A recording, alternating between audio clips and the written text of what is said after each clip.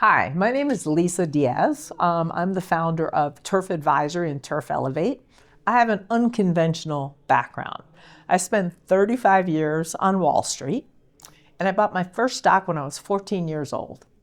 And at 14, I learned a valuable lesson that has controlled my entire life. Money is freedom and optionality, and you got to figure out how to make your money work for you. So I spent 23 years at Goldman Sachs, where I was a managing director.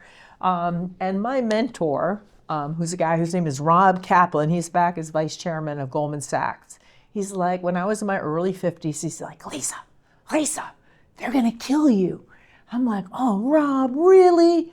Because the way it works after 2008, there's the culling of the herds. So to give you a sense, at Goldman Sachs, when I was there were about 38,000 people. There were 400 partners on 38,000 people, 1,800 managing directors, probably 12 to 14% are women. So there's not very many people. And then there's the herds who want to work. So it wasn't just because of, my sex, it's just a reality of the business. So he said to me, look, you worked since you were 14. Your grandmother, who you tell me about, always worked since she was 100. You got to figure out the next chapter of your life. And I'm like, I'm in my early 50s. I've worked in finance basically my whole life. It's worked out well for me. What to do with the next chapter? So it all happened at Grand Central. So I used to commute to work, and I missed my train by like 10 seconds. And you ever notice in Grand Central, there's all these tourists by the oyster bar? You know what I'm talking about, right? So I joined this tour of Grand Central, and I learned Jackie Onassis saved Grand Central from ruin. I was like, you go, girl. And I started to think about the power of the built space. Because what we would do in finance world, there are all these screens and numbers, but let's be honest, there's nothing lasting. And then the second thing I still remember is in the main vista, there's a black spot, which is a reference to a construction worker, or Sears, who came up with the idea that you could use lemon to clean the ceiling. Turned out Steve Sommer, who became one of my mentors, is written in there.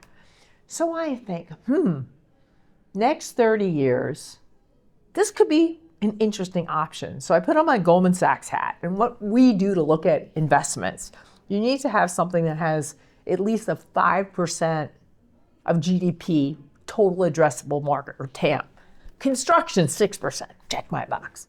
Second, low margins. I like low margin businesses, so if you can improve just a little, you can make a lot of money. Always invested in low margin businesses. The third thing, I look innovation and technology, and you and I both know there's agriculture, then there's construction. So I get home and I say to my husband, I want to work in construction. He's like, what do you know about construction? I'm like, we renovated 2 houses. He's like, really? And I said, what you learn at Goldman Sachs, they throw into you stuff you don't know at all, and you learn it. So my next thing I actually found out in construction, which you probably didn't notice, but I noticed, there's a lot of people who are CEOs of their companies who are in their 90s. Lawyers. I was going to say lawyers. But. Lawyers, no. So I went down this path of teaching myself about construction technology. And I've been doing this basically for about 8 years. And my framework is probably different than most people. I'm always looking at what's the ROI? How do you make money? Because people will only change if it's in their vested interest. They either make more money, their life becomes better. So the issue in construction technology that you and I have talked about is this is a field where there's a lot of different fiefdoms. And so the whole idea of a GC trying to implement change. And there are a lot of people who are tradespeople in particular who've been doing this since they were 20 years old. The average age of a construction worker is 48 years old? And they don't want some young whippersnapper telling them what to do, right? Because they've been doing this way for a long time. And the other thing, which I kind of came to terms with, the risk reward of making a mistake in hardware versus software is very dramatic. So my second daughter is an engineer at Apple. And she actually taught me something that I've never forgotten. So she works on the hardware side. She's like, Mom, if you make a mistake, if we make a mistake in hardware, the cost of changing it are so dramatic and so expensive, because at Apple, they have to have a 99.3% quality rate. Software, you know, all those upgrades you have all the time on your phone, some of them are mistakes, but they can just change it. So it makes sense that people that are having physical built space are hesitant for change. You know, I really think what helped finance was the crisis in 2008. So we were all doing really well, and there was an unprecedented crisis that happened throughout the world. And at that, then in 2009, we had 10 rounds of layoffs at Goldman Sachs. You know what 10 rounds of layoffs are? You've cut the fingers, you're like cutting everything. And so in that environment, you had to say, how do we improve efficiency for us to survive? So, you know, innovation is the mother of necessity. So I think the reason that finance was more willing to embrace change is we had this cataclysmic event happen. The second thing is, that I mentioned before, there's nothing that's tangible in finance. It's all in a Bloomberg, it's in the cloud, it's in a digital world. And if you make a mistake on a trade, like say I buy X number of stocks, I think it's going to be the greatest thing ever. It turns out to be a dog. What do? I just sell it. Move on to the next one. If I'm in the built space and I make a mistake on a foundation of a building, it's not so easy to fix it. So it makes sense that people are intrinsically more conservative. So I think what you need to do is to convince them along the path, what's in it for them? Why is it better? And like if you talk to using innovation in cement and I was like, oh, this is so obvious. And every single people talked about, there was some project in Florida where they didn't do the foundation right, and it's caused like zillions but it was one event. They keep repeating it and repeating it. So you have to be very specific to make sure the technology works and then get the right people to promote it, in my opinion. I think it actually goes back to Ellis Island. I'll tell you what. If you think about, because my grandmother came through Ellis Island.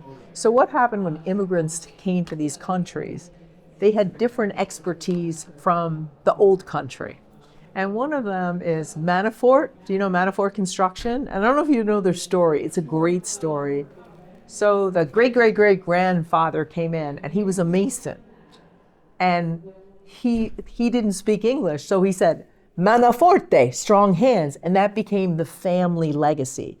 So the Manafort family developed expertise in this area. I think the same thing happened. The Irish tend to be, right? Don't they do much more in, they are more carpenters. So everyone has these kind of cultural norms, and the way the union system works and the apprenticeship system works, you attract the people that are in your community. So I think that's just one of the realities of history, right? And so how do you implement change? It's probably the young people. So like the kid, like, you know, Evan Manafort is much more interested in technology than his dad probably was. So I think that's there's a historical norm. One of the reasons I left Goldman Sachs is I used to travel all the time to Asia. I would look at the airports, the transportation system, and I come back to America and I'm like, oh my God. And you know the story about Joe Biden who said LaGuardia was a third world airport? He was 100% right. So I felt that there was a fundamental challenge, which is to get US infrastructure into state of good repair, it's $2.6 trillion. We have the largest infrastructure bill that we had since Eisenhower, which is $1.2 trillion. So by my math, we're short $1.4 trillion. So we're going to be structurally always behind the rest of the world if we keep on building, constructing our infrastructure in the same way. So I came today really trying to find out, are there companies, are there innovators, are there ways to narrow that gap? And like, have you ever been to Turkey, to Istanbul? I've been to Turkey, but not Istanbul. Yeah. The airport is unbelievable. I've been to the airport. The airport is unbelievable, and also the road and system.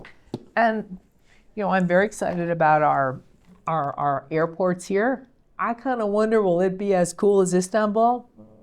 Maybe yes, maybe no. They have tunnels that you can't imagine. So it's really like, how do you solve that problem? 2.6 trillion to get a state of reasonable repair. Not even cutting edge, reasonable. We have 1.2.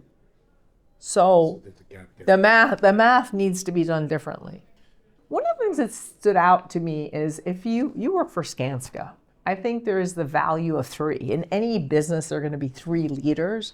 And what I'd like to see is more consolidation, collaboration. So out of the panel that I was a judge on, I could see, 1 and 1 could be 4.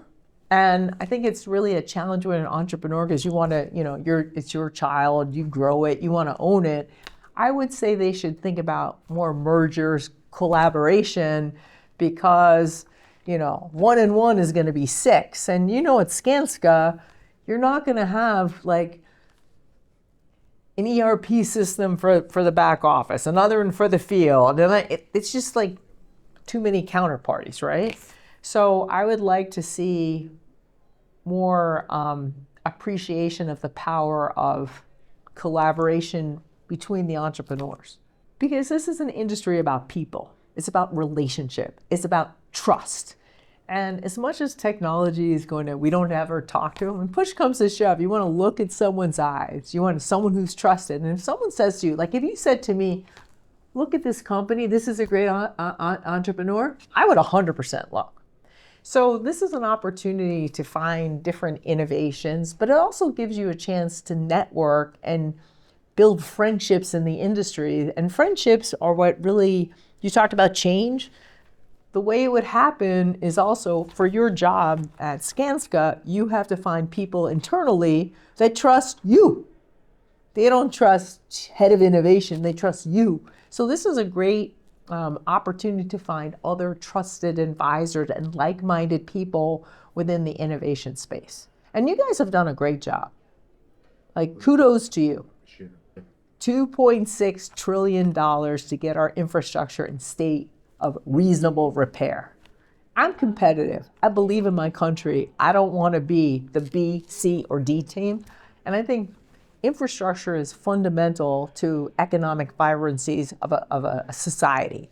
So I think this matters to solve that gap, that $1.4 trillion gap. That's crucial for the future of this country. I have 2 children. I aspire to have grandchildren. And I'd like our airports and our train system and our infrastructure to be best of breed. And that only will happen with what? Technology, innovation, the changes that Contech is trying to foster.